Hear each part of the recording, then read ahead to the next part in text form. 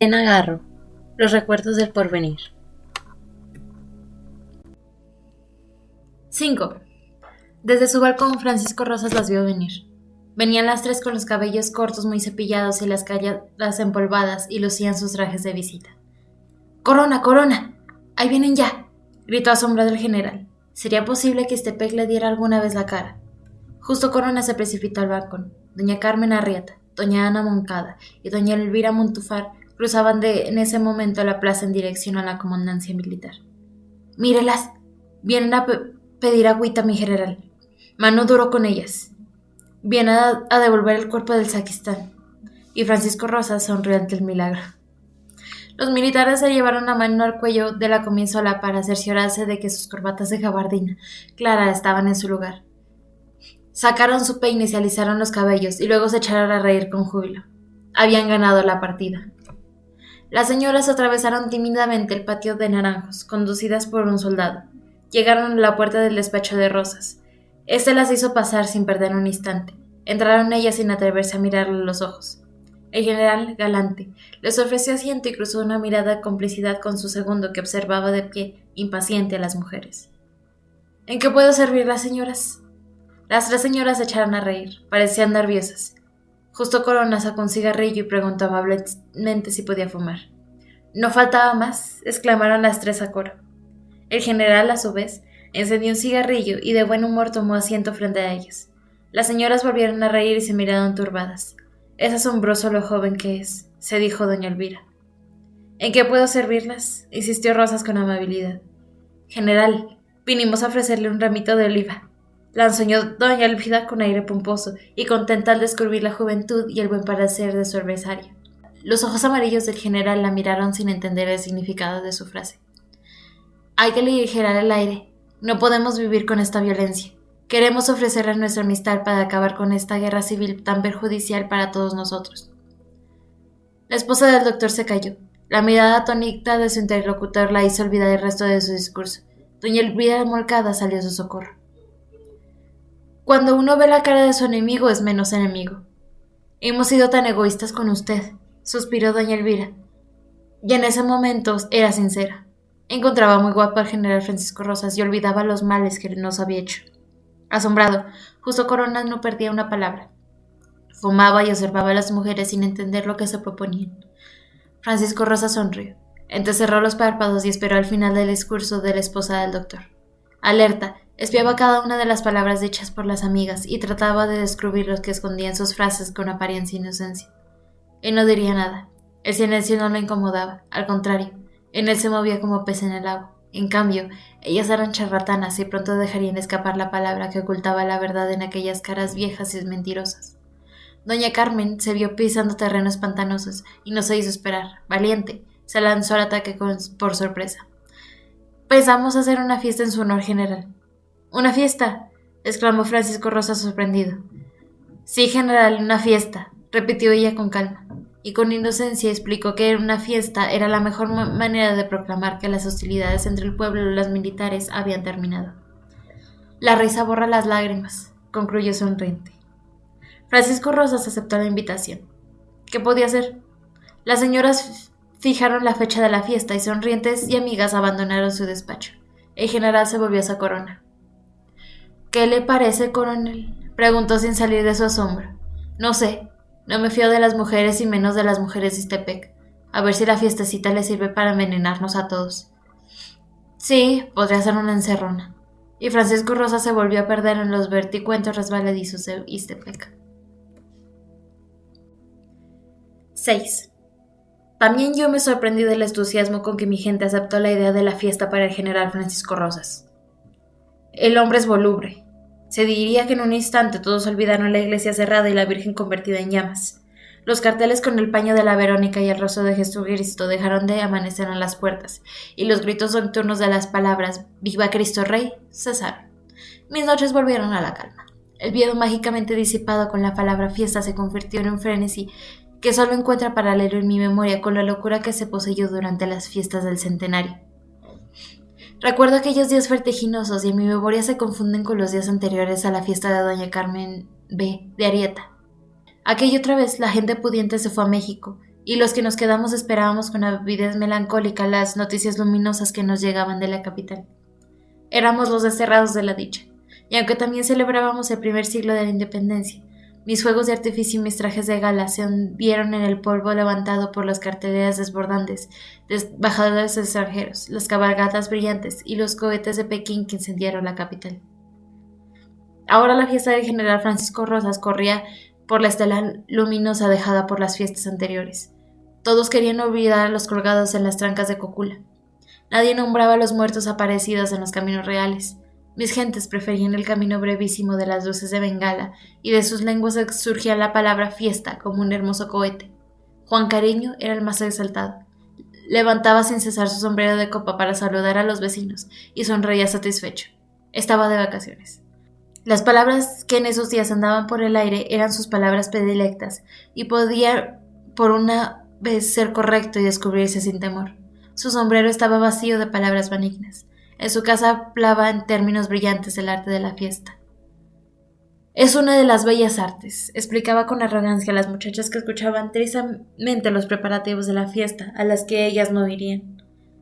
Ya llegaron las luces de Bengala, anunció una tarde depositando su sombrero inútil encima de una mesita sucia de la sala. Las muchachas sonrieron melancólicas. Las luces de Bengala, repitió Juan Cariño, tratando de iluminar con sus palabras la pobreza de la casa en la que vivían las Cuscas. Vaya, qué bueno. Dijo una para no dejarlo solo en sus esfuerzos de producir un milagro para ellas. ¿Saben ustedes lo que es Bengala? Las mujeres se miraron asombradas. Nunca se les había ocurrido preguntarse cosa semejante. No, señor presidente. Esperen un momento. El diccionario, conjunción de los cerebros del hombre, me nos lo va a decir. Juan Cariño se fue a su cuarto y al cabo de unos minutos volvió radiante. Bengala, Bengala, país extraordinario, azul, tendido en una tierra remota, habitado por tigres amarillos. Eso es Bengala. Y ya llegaron las luces a iluminar el armisticio, la tregua. La fecha esperada por todos se abrió paso entre los días y llegó redonda y perfecta como una naranja. Como ese hermoso fruto de oro permanece en mi memoria iluminando las tinieblas que vinieron después. Las horas cayeron traslúcidas en la superficie de ese día, abrieron un círculo y se precipitaron a la casa de Carme B. de Arrieta. Rodearon las ondas luminosas, los ojos ávidos, el cuerpo alerta, y Tepeque esperaba el instante de la fiesta. La casa hechizada esperaba con nosotros. Brillaban las palmas decoradas con rosas, las losetas relucían como un encerado. De los muros pendían guías de tulipanes y jazmines. Los macetones de lechos envueltos en papel naranja eran soles danzando rayos verdes. En el fondo del corredor, una mesa prevista de botellas y copas tintineaba bajo las manos de los criados. El jardín se abría como un hermoso abanico de reflejos. La fuente, con el agua renovada, repetía las ramas de las acacias adornadas con faroles japoneses que abrían caminos luminosos en el agua y en los baratos. Don Pepe Ocampo distribuyó las mesas bajo los árboles y las cubrió con tártalas naranjas para evitar el paso de los insectos. El maestro Batalla sentó a sus músicos bajo los naranjas y sus violines llenaron el follaje de augurios. Un resplandor solar salía de los bancores y el zaguán hasta la calle oscura. Llegaron los invitados y el pueblo aglomerado frente a la casa se abría paso, los nombraban. Ahí van los Olvera, ya llegaron los Cuevas. Ellos, riéndose y hablando en voz muy alta, cruzaban el portón con un gesto de arrojo como si se lanzaran una hoguera. Los pobres, monzoncitos de basura, como los llamaba Dorotea, se contentaban con la generosidad de los balcones abiertos y ansiosos recogían los pedazos de la fiesta. Isabel está de rojo, doña Carmel tiene un abanico de plumas blancas, anunciaban otros desde el balcón festivo. A las 9 de la noche salió de la casa la comisión de señoritas encargadas de ir hasta la puerta del Hotel Jardín a recoger al general y a su asistente. Las vimos irse. Ya vienen con ellos, y nos precipitamos cerca del zaguán para ver la llegada de las jóvenes acompañadas de los militares. Ya vienen, ya vienen. Nos abrimos para dar paso al invitado de honor. El general Francisco Rosas, alto, silencioso, con el sombrero tejano echado para atrás, las botas muy brillantes, el pantalón y camisola militar de gabardina clara, apareció entre nosotros rodeado de las 3 jóvenes y entró en el zaguán de los Arrieta. Lo vimos como si fuera la primera vez que lo viéramos. Veníamos seguidos de su estado mayor. Reconocíamos a Justo Corona, el capitán Flores y el capitán Pardiñas, nativo de Cocula, con los ojos muy negros que miraban hacia todas partes como abanicos. El teniente coronel Cruz no estaba en el grupo. Con ellos entró a la fiesta un aire de frescura, un olor a crema de afeitar, a loción y a tabaco dulce. De pie, inmóviles, esperando la aparición de la dueña de la casa, que salió trémula a recibirlos. El general se descubrió despacio, embozó una sonrisa que parecía de burla, y se inclinó respetuoso ante su huésped. Sus asistentes lo imitaron, y el grupo avanzó por el corredor iluminado, saludando a los invitados con breves inclinaciones de cabeza. Los huéspedes de doña Carmen recibían el saludo como una gracia. Don Pepe Ocampo corrió a hablar con el maestro Batalla, que desde el fondo del jardín contemplaba asombrado el paso de la comitiva, y entonces estalló la diana. La memoria es traidora, y a veces nos invierte el orden de los hechos, o nos lleva a una bahía oscura en donde no sucede nada. No recuerdo lo que ocurrió después de la entrada de los militares. Solo veo al general de pie, apoyado sobre una pierna. Lo oigo dando las gracias en voz baja. Luego lo veo bailar 3 veces, una con cada una de las señoritas que había ido a buscarle. Veo la mirada de Isabel muy cerca de su pecho, y cómo se quedó absorta cuando Rosas la llevó a su lugar y antes de alejarse le hizo una reverencia. Veo a Conchita sin alcanzar el compás de la música y pidiendo excusas para que le aceptaba con benevolencia. Luego a Micaela, hablando frente a la sonrisa indulgente de su pareja. A él solo otra vez, fumando con sus hombres en aquel ángulo del corredor. A su lado la fiesta giraba haciendo y deshaciendo parejas. Las bandejas rodeadas de hielo circulaban traslúcidas. Los invitados se apoderaban de sus copas frías y guardaban un instante la cordura al sentir en su mano la disciplina del helado. Desde los balcones los pobres coreaban la música. Sus gritos entraban a la fiesta en ráfagas de júbilo. Isabel, solitaria, se refugió cerca de un pilar y ocupó una silla bajo las guías de bugambilia. Distraída, arrancaba racimos de flores y las rompía con los dientes. Tomás Segovia se inclinó ante ella. La joven lo miró sin verlo. Le molestaba la pretendida belleza de aquel hombre pequeño, de cabellos rizados y facciones delicadas como una mujer. ¿Bailas, Isabelita? No. Tomás Segovia no se inmutó ante la negativa. Acercó una silla y complacido se sentó al lado de su amiga. Después de unos instantes buscó un papel en uno de sus bolsillos y le tendió a Isabel lo cogió interrogante. Mi último poema. Está dedicado a ti. El joven boticario seguía entregado a fabricar versos. Su amor a la poesía era invariable. Isabel leyó el poema con desgano. ¿Esa soy yo? Sí, criatura divina, afirmó Segovia parpadeando para dar mayor énfasis a sus palabras. ¿Qué más da que sea ella o cualquier otra? Amo a un ser insensible a la poesía. Sí, a la poesía, con mayúscula, se dijo Segovia con tristeza. ¿Cuál pluma de los confines del olvido? Leyó Isabel interrumpiéndolo en sus pensamientos. Y la joven alzó una carcajada que atravesó la fiesta y hizo que su padre la mirara sobresaltado. Tomás no se ofendió por el comentario alegre de su amiga. Su risa le sirvió para elaborar una teoría complicada sobre el arte maléfico de la coquetería. Isabel lo dejó hablar. Descorazonada por el silencio de su amada, Segovia se alejó de ella para refugiarse junto a un pilar vecino, desde donde ponía a observar a la joven. Le gustaban los amores imposibles, le dejaban el gusto exquisito del fracaso. Isabel se quedó otra vez sola, entregada a sus pensamientos poco halagüeños. Su padre se le acercó. ¿Por qué no bailas con Tomás? No me gustan los poetas, no piensas en ellos mismos. ¿Quién va a querer oírlo hoy? Por eso debiste hablar con él, porque no dices sino tonterías, así dejarías de pensar lo que piensas. Don Martín se volvió y vio si alguien lo escuchaba. Luego se inclinó ganante ante su hija y le invitó a bailar. Los dos pensaron girando junto al general que, rodeado de sus íntimos, seguía con su actitud de reserva. No quería o no podía mezclarse con nosotros. Parecía distinto a todos, al verlo tan quieto, con esa pena en los ojos. ¿Quién hubiera dicho que era él el organizador de la persecución que sufríamos? Debía de ser muy joven, tal vez no llegaba a los 30 años. Una sonrisa flotaba en sus labios. Parecía sonreírse a sí mismo. La madre de Isabel se acercó. Soy de los Cuetara, ¿lo recuerda?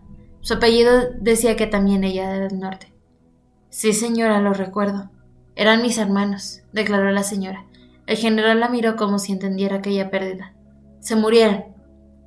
Bueno, se murieron antes, dijo a modo de pésame. ¿Antes? Indagó la señora. antes de los que estamos aquí presentes. Agregó el general dando por terminado el diálogo. A las 10 de la noche los invitados ocuparon las mesas distribuidas en el jardín. Tomás Segovia, encargado de ofrecer la fiesta, pronunció un discurso en el que abundaron las citas latinas. El orador dirigió el ojo y sus miradas elocuentes al general.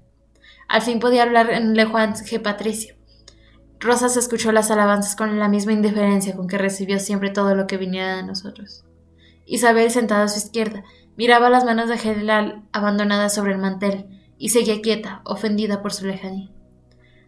Los demás militares, distribuidos en distintas mesas, reían y bromeaban con los comensales. Solo Justo Corona seguía atentamente desde lejos los menores gestos de su superior. Parecía impaciente y miraba con frecuencia la hora en su reloj pulsera. La charla animada por las bebidas carcoleaba entre los árboles, las risas corrían por el jardín y Corona impasible continuaba acechando a su general. Después de la cena el baile se reanudó y el general, taciturno, volvió a su puesto, cerca del ángulo que formaba el corredor. Justo Corona se reunió con él y ambos sostuvieron un diálogo en voz baja. Isabel no los perdió de vista. Vio cuando Corona le hizo una seña a Pardiñas, que bailaba alegremente, y como ese detuvo el baile y se dirigió a los demás oficiales. Los militares se agruparon en torno al general, que miraba a cada instante la hora de su reloj pulsera. Isabel, muy pálida, fue en busca de la dueña de la casa. ¿Quién sabe qué pasa?, susurró la joven al oído de doña Carmen. La señora se sobresaltó y miró aconjonada hacia el grupo de los militares. Estos, que parecían dispuestos a abandonar la fiesta, recogían sus sombreros y la buscaban con los ojos. ¿Qué hacemos, niña?, preguntó asustada la señora. —¡Deténgalos!, suplicó Isabel. Doña Carmen se precipitó hacia los militares para impedirles el paso. —¿Por qué tan temprano, general? —El deber, señora. —No, si no han bebido nada. Vengan, nada más una copita. El general Francisco Rosas la afirmó con frialdad. Los invitados dejaron de bailar y contemplaron asombrados al grupo que forcejeaba por irse y la anfitriona que insistía en que se quedaran todavía un rato. —¿Ya se van? —se preguntaban desencantados. —¿Por qué? Ana Moncada, extrañamente pálida, se acercó a su marido. —Calma, no ha pasado nada —le dijo este aparentando serenidad. No sé —contestó ella temblorosa. Isabel miró a su madre y luego a los militares. Entonces se abrió paso entre los invitados y se acercó valientemente al general. —Una fiesta no se rompe —dijo, y le ofreció el brazo invitándola a bailar. Francisco Rosas las miró sorprendido, entregó su sombrero a Corona y tomó a la joven por el talle. Los dos giraron al compás de la música. Ella, arrebolada con sus ojos fijos en el general, parecía vagar en un mundo sangriento. Francisco Rosas la miraba de su ensayo, sin atreverse a dirigirle la palabra. Se puso más serio en cuanto vio que sus asistentes lo imitaban y cedían ante doña Carmen, que les llevaba parejas. —Encadene las piezas, maestro —suplicó don Joaquín acercándose veloz hacia los músicos. Batalla lo miró asombrado y sin saber por qué obedeció la orden. Sintió que de él dependía algo muy importante y agradeció que don Joaquín lo supusiera en el secreto. Con entusiasmo tocó una pieza tras otra y las barajas bailaban sin interrupción. La gente del pueblo subrayaba desde los balcones el baile de Isabel y el general con alaridos gozosos. La dueña de la casa le envió botellas de licor que fueron festejadas con una lluvia de cohetes. En el esplendor de la alegría, el sargento Illescas se abrió paso entre la muchedumbre y se presentó en el zaguán de los Arrieta. Con cara seria, entró en la casa seguido por un piquete de soldados. Doña Carmen le salió al encuentro. La cara indígena y solemne de Illescas no se inmutó. Sin hacer caso de la señora, avanzó hasta el general, que continuaba bailando con Isabel. Se cuadró y pidió una parte. Francisco Rosas detuvo el baile. Hizo una reverencia a su pareja y seguido de Illescas se dirigió a la dueña de la casa. La fiesta se paralizó. En vano el maestro Batalla siguió encadenando una pieza tras otra. Doña Carmen acompañó a Rosas hasta la puerta de una habitación y el general Illescas, desapareciendo, cerraron la puerta detrás de sí. Los militares mudos se miraron con aire culpable. Los invitados inquietos miraban la puerta por la que habían desaparecido Francisco Rosas. El señor Moncada se sirvió un gran vaso de coñac y lo bebió de un trago. ¿Habría ocurrido? Isabel buscó una silla y se dejó caer con los brazos colgantes y la mirada vacía. La música oyó. ¿Qué pasa?, preguntó el maestro Batalla desde el fondo del jardín. Don Pepe Ocampo corrió a su encuentro. Un jarabito, maestro, un jarabito. y el jarabe llenó las copas de los árboles, avanzó alegre por el corredor y subió por los aires hasta el cielo. En la cocina las criadas preparaban ollas grandes de café, sudorosas, corrían de un lado a otro removiendo las brasas. Estaban contentas de tomar parte en la fiesta más lúcida de Istepec. Apareció Charito junto a la fogán. Venía pálido y sin aliento. ¡Jesús! ¡Qué susto nos dio señorita Chayo! La beata envuelta en su rebozo negro avanzó hasta ellas. Lloverán brasas sobre los malditos. Ángeles apartarán las llamas para proteger a los justos. La tierra se abrirá para dar paso a los monstruos infernales. Los demonios bailarán de gusto viendo cómo la tierra se traja a sus elegidos y Satana refulgente de llamas de azufre con su tenedor rojo vivo. Verá esta danza infernal y cómo el mundo desaparece en una gran llamarada pestilente. ¿Qué pasa, señora Chayo?, preguntaron las criadas asustadas por las palabras y la actitud de la mujer. ¿Dónde está Carmelita? Llamen a Carmelita. Siéntese, señorita Chayo. Le vamos a dar un café, dijeron las criadas contrariadas por la súbita aparición de la mujer que interrumpió la alegría de la fiesta que habíamos preparado con tanto regocijo. Chayito rechazó el café y se negó a sentarse. Una de las sirvientas salió a buscar a la señora. Doña Carmen entró a la cocina. Venía preocupada al ver a la mujer, se asustó. «Cállese, Chayito, usted va a empeorarlo todo», gritó la señora cuando la beata empezó otra vez el discurso. «¡Los agarraron!», respondió la vieja dejando caer los brazos en actitud de desamparo. «Cállese, es equivocada, no tengo tiempo ahora». Y doña Carmen, sin querer oír, salió corriendo de la cocina. El general, seguido por el sargento Illescas, abandonó la habitación en el momento en que la anfitriona reapareció en el corredor. Doña Carmen se precipitó a su encuentro. Algunas señoras la siguieron. Isabel, con los brazos desmayados y los ojos opacos, se acercó al grupo. Los hombres se quedaron quietos. ¿Pasa algo, general?, preguntó la señora con voz firme. Nada, señora. Doña Carmen sonrió. Por desgracia tengo que ausentarme, agregó Rosa sonriendo a su vez. ¿Ausentarse? Otra vez nos amenaza con dejarnos. ¿Y la fiesta? Era para usted, general. Francisco Rosas la miró hasta el fondo de los ojos, mitad con admiración, mitad con curiosidad. Tengo que ausentarme, repitió. Pero, ¿va usted a volver?, suplicó la señora como pidiendo una última gracia. El general se rió. Era la primera vez que lo veíamos reír. Su cara se volvió infantil y sus ojos se llenaron de malicia. Miró a la señora y luego, como si hubiera tenido una idea repentina, dijo: La fiesta no se acaba, señora. Yo regreso a cerrarla. Que sigan bailando hasta mi vuelta. Al decir esto, buscó con los ojos de sus íntimos. Uno de ellos le tendió el sombrero. Francisco Rosas lo tomó decidido. Se mordió los labios y echó a andar hacia el zaguán, seguido por sus hombres que se despedían de nosotros con rápidas inclinaciones de cabeza. A medio camino se detuvo, dio media vuelta y nos miró. Sus ojos se detuvieron en Isabel, que lo veía partir sin poder creerla. El general apartó la vista de ella. Flores, quédese aquí aguardando mi vuelta. Cuide de que toque la música y la gente baile, y que nadie salga hasta nueva orden. Bruscamente se volvió otra vez hacia el lugar que ocupaba Isabel y la miró con fijeza. Solo la señorita se puede volver a su casa, si lo desea, dijo en voz muy alta. Después, subiendo más la voz y haciendo un gesto como si llamara a alguien, gritó: ¡Música, maestro! La orquesta, subyugada por la extrañeza del momento, se lanzó con un vals. A su aire melancólico se unieron los pasos del general, largos, repitiéndose en las baldosas del corredor, y seguidos por los pasos acompasados de los demás bailetares. Vimos cómo salieron de la fiesta y luego desencantados nos vimos los unos a los otros. El capitán Flores cerró el zaguán y pareció avergonzado frente a los invitados que lo miraban con temor. Con él quedó la escolta traída por el sargento Illescas. Siga tocando, maestro. El general no quiere interrumpir la fiesta, ordenó Flores con voz insegura. Los invitados se quedaron quietos, ociando con asombro al charleston. Bailen, por favor, ordenó Flores.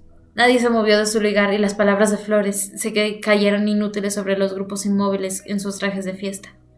Don Joaquín cruzó despacio el corredor y se acercó a la señora Montufar. De seguro están cateando mi casa, susurró en el oído de su amiga. Cállese, por Dios, gritó la señora echándose aire con su abanico.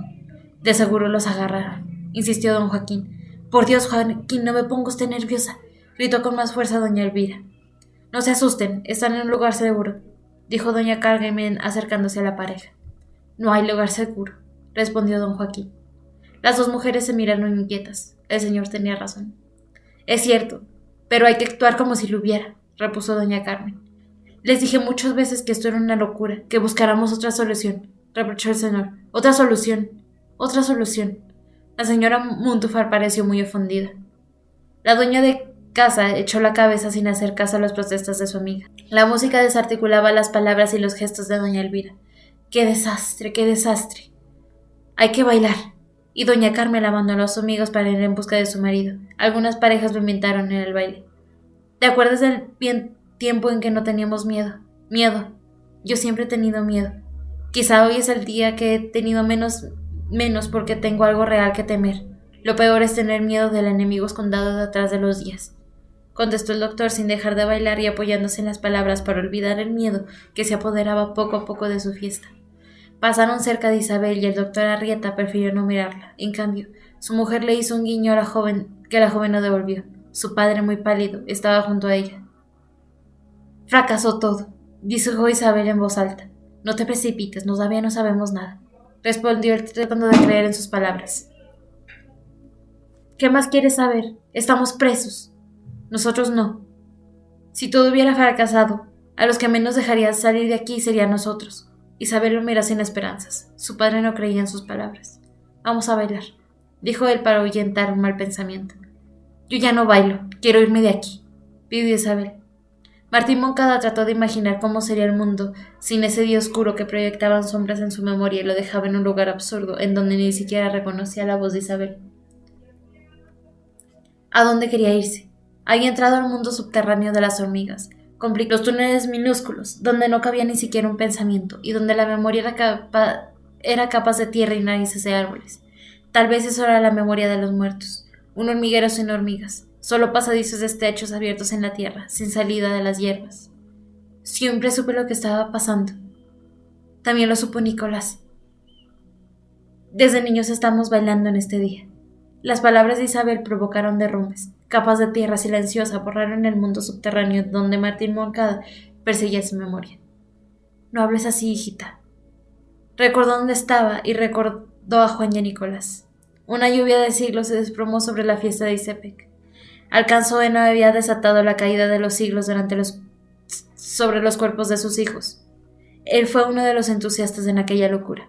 Ahora no encontraba la memoria que lo había empujado hasta ese minuto de música rota. Había caminado días ciegos. Hubiera sido mejor no haber nacido. Agachó la cabeza. No quería ver a Isabel. Hubiera sido mejor que no naciera.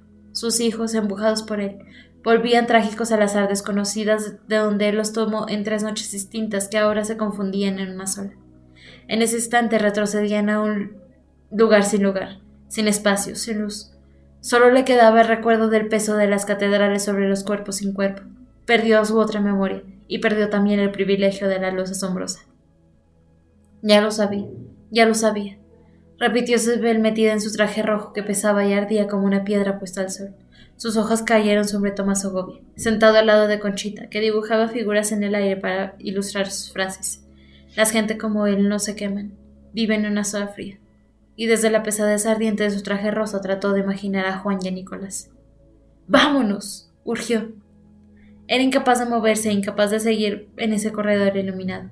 Martín Moncada fue en busca de su mujer, y los 3 hicieron la ronda de las despedidas. Sin saber por qué, le dijimos adiós como si fueran para siempre. Un destino extraño se los llevaba de la fiesta. Eran los únicos que podían abandonar la casa y, sin embargo, ninguno de nosotros envidiaba su suerte.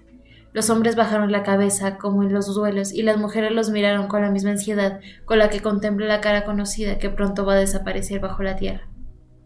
Tú lo quisiste, hijita, murmuró su tío Joaquín dándole un beso. Isabel no contestó a la caricia. El capitán Flores abrió el zaguán, y los Moncada muy pálidos salieron a la noche. La calle estaba vacía. La gente que unas horas antes coreaba el baile desde los balcones había desaparecido. «Bailen, por favor», suplicó Flores. Nadie lo escuchó. Los invitados atónitos miraban al zaguán que acababa de cerrarse sobre las Moncada. El capitán Flores dejó caer los brazos sin saber qué decir ni a quién dirigirse. También él vivía en un momento de asombro. Doña Carmen se acercó cordial y le tomó la mano para conducirlas a un grupo de jóvenes. ¿Quién de ustedes baila con el capitán? Las jóvenes se ruborizaron. La señora repartió sonrisas y llamó a las criadas con las bandejas de las bebidas, pero estas quedaron intactas. Los esfuerzos de la señora Rieta eran inútiles. La fiesta se había paralizado. El miedo flotaba entre la música, dejando quietas las ramas de los árboles y a los invitados. Los balcones silenciosos nos anunciaban la catástrofe sucedida en Ixtepec. «Tengo mucho calor», suspiró Conchita, que se había acercado tristemente a su madre. «¿Qué cosas dices? ¿Qué calor ni el niño muerto? Yo tengo mucho frío». Y la señora Montufar arrojó con violencia su abanico, que cayó sin ruido en el jardín. Conchita se ruborizó y se tapó la cara con las manos como si fuera a echarse a llorar. «Mamá, no hagas eso. Luego dicen que tienes gestos de viuda. Tener frío es un gesto de viuda. ¿Qué pueblo lo engüeras?» Y doña Elvira pareció aproximarse a una de sus crisis de ira tan conocidas en Ixtepec. «Yo también tengo frío y tengo calor», intervino don Joaquín con voz monótona. «Vete a bailar, niña, vete a bailar, que aquí vamos a morir todos esta misma noche», ordenó la señora exasperada. «No quiero bailar. Ya son las 3 de la mañana», respondió Conchita, dispuesta a provocar con su desobediencia la cólera de su madre. Tenía sueño y estaba triste. No se atrevía a llorar, pues si lloraba, le pedían explicaciones, y Nicolás Moncada era su secreto. «¿Las 3 de la mañana? Dios mío, las 3 de la mañana y ese hombre no regresa». Doña Elvira, después de estas palabras, se quedó quieta y con los ojos muy abiertos. A su alrededor, algunas parejas surgidas por flores bailaban sonámbulas, mientras los otros invitados guardaban actitudes inmóviles y extravagantes. El sosiego había caído sobre la fiesta. Grupos de soldados se instalaron junto a los balcones de la casa del doctor y husmeaban curiosos los restos de aquella fiesta interrumpida. «Ya llegaron los soldados», susurró don Joaquín a su vecina. «Nos van a fusilar», comentó doña Elvira, enrojeciendo de ira. Cuando las primeras luces del amanecer iluminaron el cielo del jardín, la orquesta dio las mañanitas, y doña Carmen ordenó que se sirviera caldo y café caliente para reanimar a los invitados que desfallecían en sus sillas. Las mujeres tenían sueño, y con la luz verdosal de las mañanas sus trajes envejecían con rapidez. Los hombres hablaban en voz baja y sostenían la taza de café con manos inseguras. El desvelo y las primeras luces del día los hacían tiritar de frío. Solo el capitán Flores seguía intacto vigilando el zaguán. En la cocina, Chayito ya no hablaba ni se movía. La ausencia prolongada de la dueña de la casa la hizo guardar silencio. Era inútil hablar, era inútil todo. Estaban perdidos. Sentada en una silla de tule con los ojos amoratados por falta de sueño, la solterona tenía un aire de estúpido. «Tómese un café, señorita Chayo». La mujer aceptó el café y lo bebió con torpeza, perdida en sus pensamientos que en el sol de la mañana se habían vuelto obtusos. «Lo que va de noche esta mañana», suspiró una de las criadas. Las demás, sentadas alrededor del fogón y absortas de su fatiga, no contestaron. El cometa radiante que fuera de la casa se había carbonizado, y la carrera del sol la colocó en una órbita de calor. Los restos del incendio nocturno se convirtieron en una luz de espejo que hacía llorar los ojos de los invitados. A doña Elvira la transportaron a una habitación. Acostada, con los ojos abiertos y asustados, esperaba la vuelta del general. «No ha llegado ese hombre». «No, mamá, no ha llegado», le contestaba su hija, aburrida de oír una y otra vez la misma pregunta. Si su madre la hubiera escuchado, no estaría en esa situación. Pero la señora no la dejaba hablar y Conchita no pudo explicarle nunca las hendiduras peligrosas que presentaban el plan hecho por doña Elvira para engañar a los militares. Ante su asombro, los mayores aceptaron con entusiasmo el disparate de su madre y Conchita optó por callar. Ahora doña Elvira, enferma de miedo, preguntaba sin cesar si ya había vuelto su enemigo. ¿Para qué quiere que vuelva? Para saber toda la magnitud de su locura. Y la joven miró impávida a su madre. «No ha llegado ese hombre». «No, mamá, no ha llegado». La pregunta insistente la sacaba de la dulzura de poder pensar a solas, escondida en una sombra fresca de la habitación. Cuando menos había escapado el sol inclemente de las 2 de la tarde y las náuseas que le habían convertido en la fiesta. Ya no veía las mesas llenas de desperdicios de comida, sobre las cuales volaban las moscas con libertad. Asombrada había contemplado cómo aparecían en los prados y en el corredor corchos, pedazos de pan, botellas vacías, papeles y basuras brotadas de un surtidor cerca de las inundancias. Conchita se había sentido enferma ante esta invasión de mugre. Las guirnaldas de flores estaban marchitas, y los trajes de las mujeres sudados y tristes. Algunas parejas todavía bailaban bajo la mirada de Flores, que se había vuelto feroz. Escondida en esa habitación blanca se sentía segura. Hasta ella llegaban los pasos de los soldados patrullando la casa del doctor. Don Joaquín entró a la habitación a informarse del estado de su amiga. Se acercó a la ventana y miró con precaución. El día avanzaba y la calle continuaba vacía. «Parece que se han muerto todos», dijo con voz hueca. Doña Elvira se quedó quieta. Su hija se llevó la mano a los cabellos. Desprendió las flores marchitas de la noche anterior había adornado su cabeza morena. Depositó con tristeza las flores sobre la mesita de luz y siguió melancólica cerca de su madre. Este es un día muy largo. No tendrá fin. Aquí nos quedaremos para siempre. Y la señora se volvió a su hija en busca de aprobación. Pues va corriendo. Ya son las 2, repuso Conchita con enojo. Desde la noche en que se fue Hurtado supe que algo horrible nos iba a suceder, agregó el viejo sin cambiar el tono de voz. Ojalá que todos estuviéramos tendidos, exclamó la señora incorporándose trágica de la cama. Así no veníamos lo que todavía vamos a ver. Y sí, asintió don Joaquín. Son más de esos que nosotros, nos cegaron, gimió doña Elvira. Dios ciega al que quiere perder. Afuera, los criados repartían la comida recalentada de la víspera. Los invitados tenían más ganas de llorar que de comer y miraban afligidas al interior de sus platos. El maestro Batalla arrojó el suyo contra el árbol y se dirigió decididamente al capitán Flores. Señor capitán, eso es un atropello. Debo irme a mi casa. Mire qué cara tienen mis muchachos. Algunos invitados se unieron a la protesta.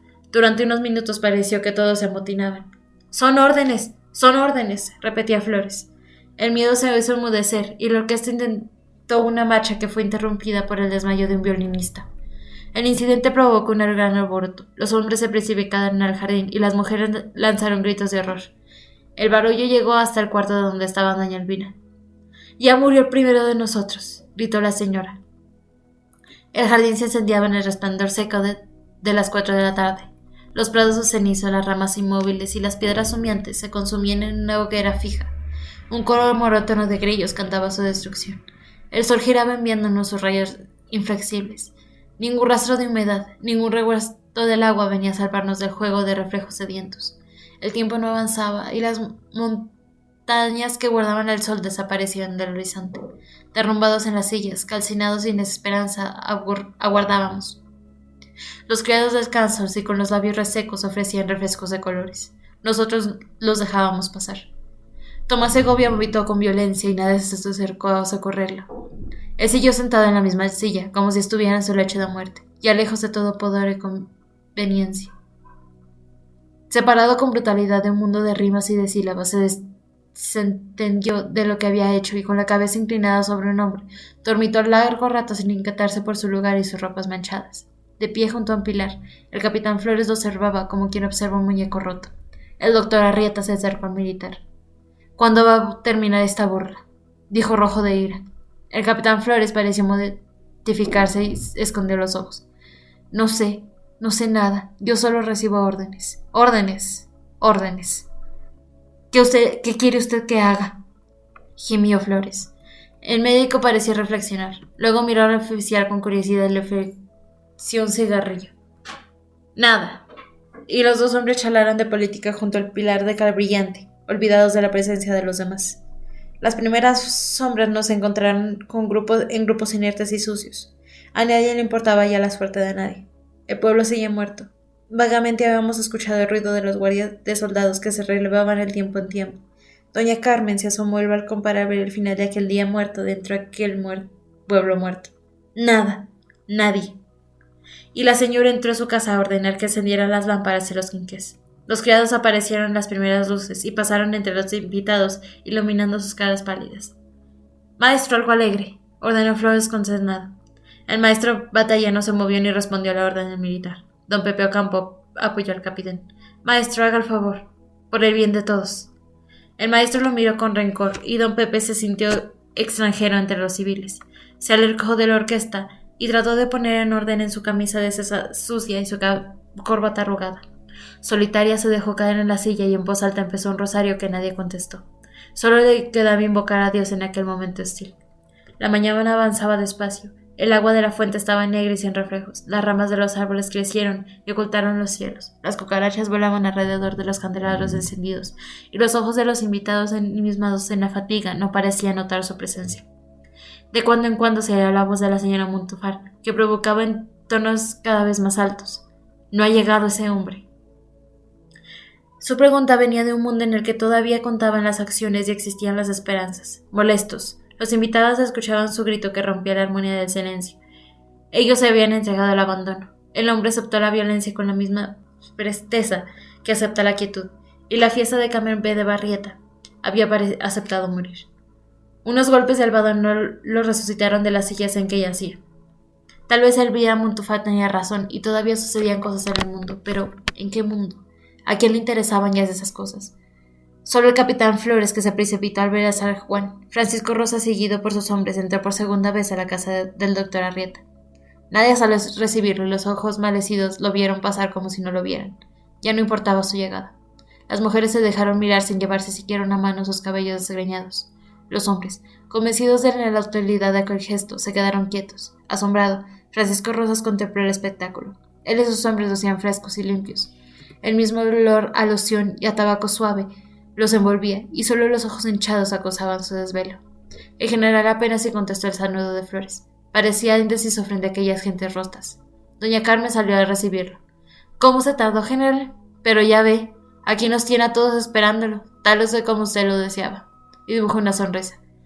El general la miró con ironía. Lo siento, señora, no pude volver antes, usted lo sabe. El doctor se acercó a su mujer y saludó al militar con una inclinación de cabeza. Doctor, tendré algún duda de que usted me acompañe. El doctor Arrieta no contestó. Su cara pálida se puso aún más pálida. También la señora, agregó Rosa sin mirar a doña Carrie. ¿Debo llevar algo?, preguntó ella con inocencia. Lo que usted guste, señora. Un grave silencio cogió sus palabras. Algunos de los invitados se pusieron de pie y se acercaron con cautela al grupo formado por el matrimonio y el general Francisco Rosas. Mis hombres van a registrar la casa. Nadie contestó. Rosas hizo una señal al coronel Corona y este, acompañado de 4 soldados, se internó en las habitaciones. Se oyó revolver armarios, mover muebles, vaciar cajones. La voz de Corona llegaba áspera dando órdenes. El doctor y la mujer oían cómo los militares penetraban en su intimidad y un sudor fino iba marcando sus frentes. El general llamó a don Joaquín y sacudió con aire inocente. Dígame, señor, ¿piensa usted incorporarse al ejército? Mi general, ¿qué cosas dice? Usted me conoce de sobra y a mi edad, si fuera más joven. ¡Agárrenlo!, cortó Rosas. El capitán Pardiñas cogió el viejo de los hombros y lo colocó entre los soldados. Don Joaquín nos miró a todos con ojos náufragos e hizo algo inesperado. Sacó su pañuelo y se puso a llorar. Doña Matilde trató de acercarse a su marido, pero Pardiñas lo detuvo. Cuidado, señora, mi coronel se lo ha advertido a tiempo, y usted sea más hombre para perder. Don Joaquín movió la cabeza y trató de decir algo, pero los sollozos no la dejaban hablar. Nosotros esperábamos su frase. Lloró de vergüenza por ustedes, les dijo a los militares a la mitad de sus sollozos. Francisco Rosa se mordió los labios y le dio la espalda. Que me traigan a la beata que entró anoche unos minutos antes de que el sargento Illescas. Doña Carmen miró al general con odio. Lo sabía todo. Se había burlado de ellos y los había cogido en su propia trampa. En el fondo del corredor oscuro apareció Chayito, envuelta en su rebozo negro. Avanzó en línea recta sin preocuparse de las sillas en desorden y las miradas de los invitados. Rosas la observó venir, la dio la cabeza y sin quitar los ojos de la mujer le dijo a su ayudante. Cuidado, Pardiñas, que viene armada. La beata, como si lo hubiera oído, dejó caer los brazos y se acercó al general. Aquí está la beata, dijo con suavidad. 2 soldados la sujetaron por los hombros y la colocaron junto a don Joaquín. Usted estuvo en el alboroto de noche, le dijo sonriente a Francisco Rosas. El coronel salió de las habitaciones. Traía muchos papeles, los mismos que parecían pegados de las puertas y ventanas de las divisas. ¡Viva Cristo Rey! Los soldados traían además rifles y pistolas. Doña Carmen y el doctor los miraron asombrados, como si ignoraran que en su casa se guardaban esos carteles y esas armas. Encontramos esto en el cuarto de la señora, mi general. Lleven las pruebas a la comandancia, contestó Rosa con simpleza. Luego agregó cambiando el tono de voz. En el nombre del gobierno de México quedan detenidos los señores Astides Arrieta, Carmen B. de Arrieta, Joaquín Meléndez y Rosario Cuellar. Los aquí citados están acusados de rebelión. Coronel Corona, conduzca usted a los detenidos a la prisión militar. El doctor, su mujer, Chayito y don Joaquín, con las manos atoradas en la espalda, fueron colocados en medio de un piquete de soldados. Después el general pidió la lista completa de los invitados y levantó un acta que firmaron todos. Pueden ustedes retirarse a sus casas y permanecer en ellas hasta nueva orden. Nadie se movió. Estaban hipnotizados. El general quiso alegrarse y gritó a Batalla con voz despreocupada. «Eche música, maestro». El maestro Batalla no dio señales de vida. Échenos un Ave María. Batalla se acercó refunfuñando. Pero mi general, ¿cómo quiere usted? Usted también me salió cristero. Batalla huyó al fondo del jardín oscuro. Muchachos, el Ave María. Adiós, corazones, gritó el general Francisco Rosas. Y en medio de los acordes de la Ave María, dio media vuelta y salió de la casa del doctor Arrieta. La escolta conducía a los primeros, lo siguió. Los invitados, con los ojos bajos, no quisieron mirarlos. Por el zaguán abierto, de par en par, los invitados se deslizaron sin ruido y sin palabras en la noche. Los recibió el silencio y la oscuridad de mis calles. A su paso, solo encontraban centinelas patrullando Ixtepec. ¿Quién vive? Nosotros. Déjalo, son los invitados. Doña Matilde salió sola. Al entrar a la noche se recordó a sí misma buscando al sacristán y sintió que por segunda vez entraba en un mundo irreal del crimen. Quería ir deprisa, llevar a su habitación y escapar del peligro que le esperaba entre las sombras. Tropezando con las piedras, caminó a tientas por mis calles, pasó frente a los muros de cárcel, y se acercó y preguntó si era cierto que su marido estaba allí apartado para siempre de ella. Joaquín me está esperando en la casa, se dijo para creer que había entrado en un mal sueño. Cuando despierte estaré en mi cama almidonada. Y si morir fuera un querer despertar y un no despertar nunca. Angustiada, llegó frente al portón de su casa y golpeó sin cesar la argolla de bronce. Segura de que nadie oiría sus llamadas ni abriría la puerta, a cada golpe se volvía más y más sorda y más impenetrable. Al cabo de un rato, Tejafa entreabrió el portón. ¡Señora! Y la criada soltó el llanto. Doña Matilde avanzó por los caminos seguros de su casa. Estaba dentro de sus muros conocidos, fuera de la pesadilla que amenazaba no acabar nunca, y no reparó entre las lágrimas de Estefanía ni en el desorden de los cuartos revueltos. Parecía que un huracán hubiera visitado la casa. Anoche vinieron, revolvieron todo y se llevaron los rifles del señor. Nos prohibieron salir a la calle. Vamos a hacer mi cama, interrumpió la doña Matilde mirando los colchones tirados en el suelo. ¿Y el señor? Se lo llevaron. Se lo llevaron. Las dos mujeres se miraron. Había alguien que se llevaba a la gente, que la sacaba de su casa para esconder en un lugar oscuro. Se lo llevaron. Era peor que morir. Optaron por callar. No existía la palabra que podía restituir a don Joaquín el orden de su casa. La señora se dejó caer en una mecedora, y Estefanía empezó a arreglar la cama, evitando mirar a su ama. No sabemos qué pasó con Dorotea. Anoche oímos balazos. Ella no ha dicho nada, y nosotros no nos hemos movido. Después de que se fueron de aquí los soldados, oímos la balacera en la casa de Dorotea. Llámela por la barda, ordena con fatiga la señora.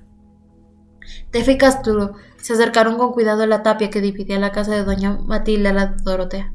Apoyadas en el muro, tratando de oír algún ruido que viniera del jardín vecino. Un silencio hueco lo habitaba. Arriba, un cielo oscuro y unas estrellas naranjas miraron lo que sucedía en el caserón ardido de Dorotea. Sobrecogidos por el silencio, Estefanía y Cástulo fueron a buscar una escalera, la recargaron contra el muro y empezaron a escalarla para ver lo que sucedía del otro lado. Apenas Cástulo había asomado la cabeza, una vez alarmada grita: ¿Quién vive? Hombre de buena ley, contestó Cástulo agachándose con rapidez. ¿Qué quiere?, preguntó la voz. Saber qué pasó con Dorotea. ¿Qué ha de pasar? Allí está tirada en el zaguán con hartas moscas en la cara, le respondieron. Caray, déjeme ir a amortajarla. No hay órdenes. La única orden que tenemos es la de apresar a todos los que entren en esta casa.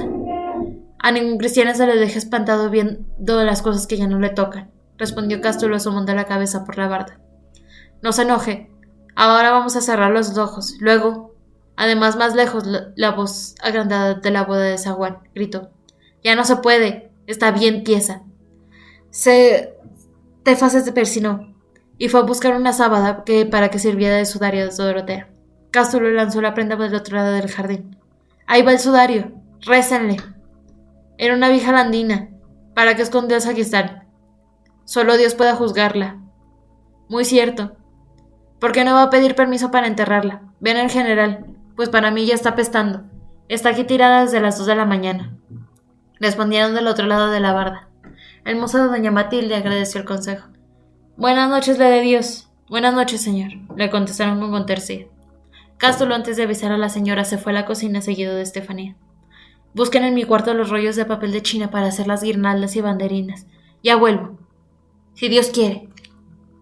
El coro de sirvientes permaneció atontado como si no hubieran escuchado sus palabras. En esos días Dios no lo quiera y las desgracias cansan. murmuró Ignacio, el jefe de la pila grande, al mismo tiempo que se ponía de pie para ir a cumplir con el encargo. Cástulo salió de la cocina y se dirigió al cuarto de la señora para darle la noticia. Entró de puntillas, temeroso de asustarla. Doña Matilde no se movió de su sillón de bejuco. En voz baja el hombre anunció la muerte de Dorotea y la señora, sin mostrar sorpresa, le ordenó que fuera a la comandancia militar para pedir permiso para levantar el cuerpo de su amiga. Si al amanecer no has vuelto, veremos qué hacemos por ti. A estas horas vale más la vida de un alacrán que la de un cristiano, respondió el hombre. Así es, asintió Tefa y se acurrucó a los pies de su ama. Cástulo tenía miedo de salir a la oscuridad de la calle y encontrarse en estos soldados. Sabía que la casa estaba patrullada y que los soldados no tendrían ninguna consideración con él. Cualquier palabra, el menor movimiento sospechoso le costaría la vida. Cegado por las sombras, dio los primeros pasos a la noche. Una mano lo agarró del hombre. ¿A dónde va? A la comandancia, señor. Echa a andar. Seguido por 2 hombres, llegó hasta el curato. Encontró gran actividad. El patio estaba iluminado por una multitud de mecheros de petróleo. Grupos de oficiales entraban y salían, hablaban y reían con alborozo. Lo llevaron a una oficina, lo pusieron delante de 2 oficiales que escribían en máquina. Cástulo bajó los ojos sin atreverse a formular su demanda. El soldado que lo acompañaba explicó su caso. Espere, le dijeron con sequedad. Yo quisiera saber, empezó el mozo de doña Matilde. Espere, el coronel está interrogando a Juan Cariño. Al oír el nombre del loco quiso preguntar algo, pero reflexionó y guardó silencio. Le digo que espere, volvió a gritarle al oficial. Eso estoy haciendo, señor. Pues quíteseme de enfrente. Turbado, buscó un lugar menos visible. Como el cuarto era pequeño para poder pasar inadvertido, se pegó a la pared, y en el rincón se le pareció más aligado de los militares y de pie, con su sorpresa de petate en las manos y los ojos bajos, esperó. Los oficiales actuaban delante de él con la impudicia de los poderosos frente a los inferiores. Hacían bromas soeces, fumados con desparpajo, y comentaban a la gente conocida de Ixtepec. Cástulo, avergonzado, se miraba a los pies. No podía irse sin tener una respuesta y no podía evitar oír las palabras que lo mortificaban. Le parecía estar sorprendiendo secretos que no le pertenecían, con la delicadeza trabada de no escuchar la conversación. Pasó una hora y nadie lo llamó. El criado se hundió con una tristeza polvorienta que lo dejó solo en la habitación llena de voces y de humo. Era menos que un extraño, no existía, no era nadie. En su calidad de nadie se miraba a los pies dentro de los guaraches usados con la única esperanza de desaparecer. Oyó pasos femeninos y se sorprendió levantando los ojos. 2 de las muchachas de la casa de la Lucci se acercaron a los oficiales que escribían en la máquina. Queremos hablar con el general, pidieron en voz baja. Esto faltaba que estuvieran aquí esperándolas. Un coro de risas acogió la respuesta del teniente. Bueno, pues con quien sea. Esperen. Las mujeres buscaron un rincón donde esperar y cabizbajas se refugiaron junto al criado de doña Matilde. 7. La noche de la fiesta de doña Carmen, nadie llamó a la puerta de la casa de la Lucci y los balcones del saloncito rojo permanecieron cerrados. Las muchachas reunidas en la cocina tenían un aire inútil que tienen los despojos tirados de los basureros. En noches así, la certeza de la falda las volvía rencorosas. No querían verse las unas a las otras, se parecían demasiado. Los mismos cabellos revueltos y los mismos labios obtusos. Agobiadas por el desaliño, comían sus tacos con desgano y hacían alusiones obscenas. Van a ver, van a ver. Sentada en el suelo con la bata abierta, la taconcitos comía parmoniosa su tortilla y decía una y otra vez la misma frase. «¡Cállate ya!», le contestaron las otras impacientes.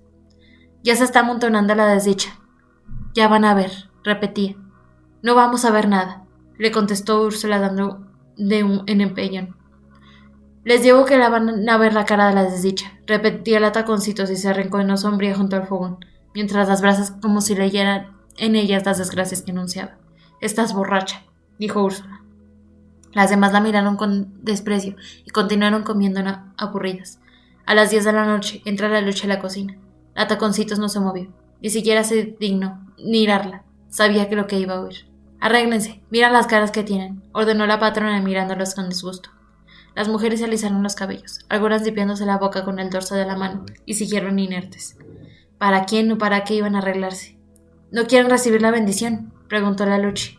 Las muchachas se agitaron, algunas se pusieron de pie y otras se echaron a reír. Les dije que se estaba amontonando la desgracia, repetía la taconcito, sin cambiar de postura. Ave del mal agüero.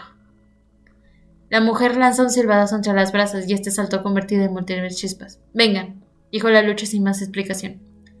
Las cuscas la siguieron hasta el cuarto de don Juan Cariño. La Luchi entró cerrando la puerta tras de sí. Al cabo de unos minutos volvió a salir. «Pueden pasar». Asustadas por su tono de voz, las mujeres entraron de puntillas y se encontraron con el padre Beltrán sentado en el borde de la cama, vestida con la levita y el pantalón rayado de Juan Cariño, mientras el señor presidente, de pie junto al sacerdote, vestía su sotana y parecía muy afligido con su nuevo atuendo. Las mujeres se quedaron aturdidas por las sorpresas. Algunas muy devotas se pusieron de rodillas, otras se taparon la boca para evitar la risa que les produjo la vista de los dos personajes disfrazados. Las taconcitos, desde la puerta, miró por encima de las cabezas de sus compañeros y exclamó: «Ya lo sabía, no se los dije, ya lo vi entrar». «¿Qué estás murmurando?», le dijo la Luchi enfadada. «Yo lo vi entrar. Juan Cariño entró 2 veces, pero la primera vez era el padre vestido con la ropa del señor presidente. Entonces saliste tú con un bulto de ropa y se lo llevaste a la casa de Dorotea en donde te esperaba el señor presidente, que se vistió y se vino, y tú trajiste la sotana del padre. ¿Te acuerdas? Fue la misma noche que le dieron la pedriza a don Roque. ¿Quién sabe desde cuándo estaría el padre escondido en la casa de Dorotea? Así fue, no había lugar para don Roque y para mí. Él estaba muy mal herido y yo tenía que irme. Si no hubiera sido por mis amigos ya hace mucho que estaría fusilado», aceptó el padre. Juan Cariño bajó los ojos con modestia y el padre Beltrán se echó a reír alegremente. Las muchachas lo imitaron y el cuarto del señor presidente se animó con comentarios y con risas. «Ellos buscándolo, padre, y usted aquí bien guardadito. No me dejaban dormir con sus gritos. Son muy escandalosos». La Luchi, cerca de la puerta, miraba con tristeza al sacerdote. «¿Qué vale la vida de una puta?», se dijo con amargura, y de puntillas salió de la habitación y cruzó la casa a oscuras. Las voces se apagaron y se encontró solo atravesando las habitaciones vacías. Siempre supe que me iban a asesinar, y sintió que la lengua se le enfriaba. «¿Y si la muerte fuera saber que nos van a asesinar a oscuras? Luis Alfaro, tu vida no vale nada», pronunció su nombre en voz alta, para ahuyentar un pensamiento que iba tomando un cuerpo muy adentro de sí misma. Si moría esa noche, solo ella sabría el horror de su muerte y el horror de su vida frente al asesino que la acechaba desde el rincón más remoto de su memoria. Se detuvo en el zaguán oscuro y lloró unos minutos. Luego abrió la puerta y espió a la calle. Tenía que esperar a la señal para la partida del padre Beltrán. La calle estaba quieta, inmóviles las sombras de los nopales de las cercas de enfrente. La Luchi estaba cansada de esperar. ¿Qué esperaban sino ese momento atroz que no llegaba nunca? «Dios mío, quítame el miedo y dame ya el reposo». En ese momento, se perfiló cerca de las sombras de los nopales la silueta alta y corpulenta de don Roque, que hizo una señal y se quedó quieta. La Luchi contestó la señal, entornó la puerta y volvió a la habitación. Al verla, las muchachas dejaron de reír. «Padre, ya espera don Roque. Los Moncada están en las cruces». Sus palabras sonaron graves. El padre Beltrán dejó de reír y se puso muy pálido. «Vamos», dijo Juan Cariño, y tomó al sacerdote por el brazo. El padre y el loco salieron del cuarto seguidos por la Luchi y las mujeres. Al llegar al vestíbulo, el sacerdote se volvió a las muchachas. «Recen por mí, por las almas que esta noche arriesgan su vida por la mía». La Luchi y Juan Cariño se arrodillaron y el padre los bendijo. «Padre, don Roque de adelante para abrir camino. Váyanse pegadito a las paredes, y al menor ruido se regresa». Todos escucharon las palabras de la Luchi con respeto, y ella decidida abrió la puerta. «Yo voy 2 minutos después de usted para cuidarle la espalda, pero no hay peligro». Sin una palabra más, el padre Beltrán se escurrió a la calle. De afuera no llegaba ruido alguno. Las mujeres asustadas no respiraban. Les parecía que acababan de entregar al sacerdote a la muerte. La Luchi esperó unos minutos. Se persinó y sin volverse salió de su casa. Juan Cariño cerró la puerta y se sentó en el suelo con un oído pegado a la rendija para ver los pasos rápidos de la mujer que se alejaba sobre las piernas. «Apagan ese quinqué», ordenó en voz muy baja. Las mujeres lo apagaron de un soplo y se acurrucaron alrededor del loco. La noche estaba quieta, el zaguán a oscuras. Una tristeza infinita descendía sobre el fuego agazapado en el vestíbulo. Fue Cariño el que rompió el silencio en voz muy baja. Don Roque va abriendo el camino de las sombras. La Luchi le guarda las espaldas. El miedo del padre, luminoso como un crío. Dentro de media hora su luz bendita estará con los Moncada, y al amanecer en la sierra iluminará el valle de las manos de Habacuc, el gran guerrero. Juan Cariño cortó su relato. Fascinadas por su voz, las mujeres se olvidaron del miedo. Después de unos minutos, el hueco bajando aún más bravos continuó. El general Francisco Rosas, adornando las luces de bengala y de músicas, baila y nadie escuchará a la Luchi cuando baje la calle sola, desprovista para siempre de su alta misión de ángel de la guarda. Aquí estaremos esperándola, mientras Francisco Rosas baila y baila y baila. A las 2 de la mañana, Juan Cariño y las muchachas seguían esperando acurrucadas en el zaguán de la casa de la Luche. El sueño había vencido a varias de ellas, otras escondidas en la oscuridad, se cultivaban el miedo. Solo el loco permanecía alerta escuchando los ruidos nocturnos. No es posible, no es posible, pero cada vez el horror iba siendo más y más posible.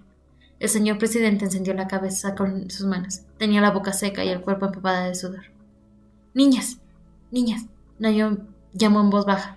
Algunas mujeres levantaban la cabeza. Señor presidente, escuchen eso. Vinieron los sarracenos y nos volvieron a palos. Que Dios ayuda a los buenos cuando son malos malos. Las muchachas no contestaron. Viejas sabiduría hispánica. También los españoles, a pesar de ser españoles, en algún tiempo supieron algo. Concluyó el loco para acusarse de citar algo español. En tan partidario de Curidalgo. ¿Qué horas son, señor presidente? Preguntó una de las mujeres que había entendido la desesperación de Juan Cariño. ¿Cómo quieres que te diga la hora si desde aquí no veo las estrellas? Contestó Morado. Sabía que la niña quería decirle que la hora que esperaba hacía ya mucho que había sonado. Lejanos y agresivos se oyeron muchos pasos. Venían bajando la calle en dirección a la casa de la Luche. No es ella, no es ella, dijeron las mujeres poniéndose de pie. Escóndase, señor presidente. ¡Shh! Respondió Juan Cariño y abandonó su dignidad del zaguán.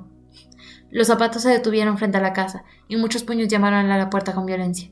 Las mujeres guardaron silencio y los golpes aumentaron como si estuvieran dispuestos a derribar la puerta. Abran en nombre de la ley, hijos de la chingada, contestaron las mujeres. Los arrojos se rieron ante la carga de las culatas y los mausares, y justo Corona entró triunfante a la casa de la Luche. Con un brazo empujó a las mujeres y guiando por su linterna sota, se dirigió al saloncito. El círculo de luz cayó sobre la figura de Juan Cariño, sentado con dignidad de un personaje oficial. El coronel se quedó atónito. Luego empezó a reír a carcajadas, sin quitar la luz de la figura del señor presidente, enfundada en la sotana del padre Beltrán. Los soldados miraron divertidos al loco. Encendaron los quinqués, ordenó Corona sin dejar de reír. Las cuscas obedecieron y trajeron luces que colocaron sobre las mesas del salón. 3 de ustedes catean la casa, ordenó Corona a sus soldados sin dejar de mirar a Juan Cariño, que seguía pálido e inmóvil. ¿Quién trajo aquí al cura?, preguntó después de unos minutos. Las mujeres y Juan Cariño guardaron silencio.